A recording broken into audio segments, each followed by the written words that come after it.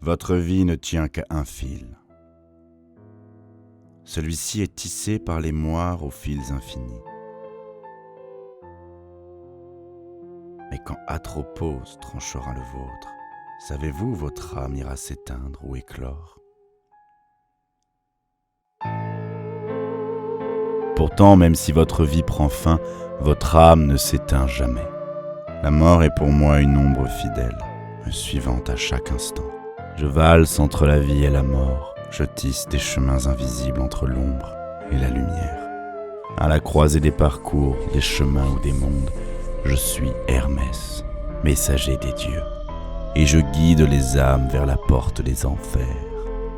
Je suis alors devenu le sous-fifre d'Hadès et le serviteur de Zeus.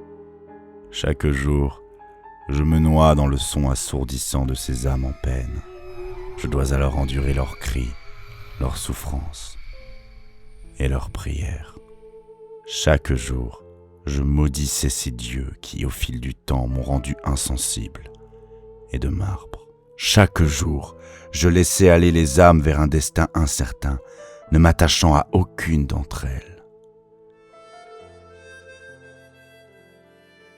Cette mélodie n'était pas celle d'un défunt, mais celle d'Orphée, fils d'Apollon, un musicien hors pair.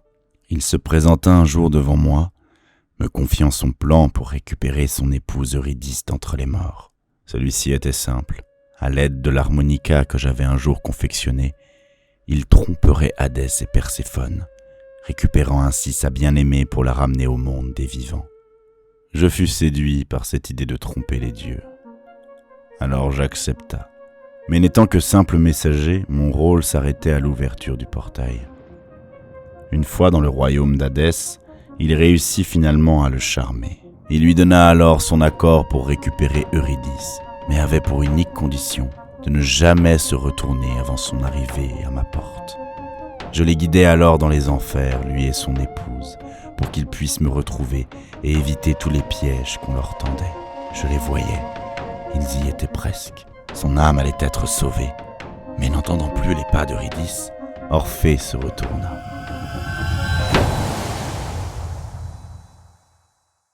Après tout, je n'étais qu'un simple guide, infidèle au service de la mort. Et mon âme, mon âme, elle, ne réside dans aucun des deux mondes.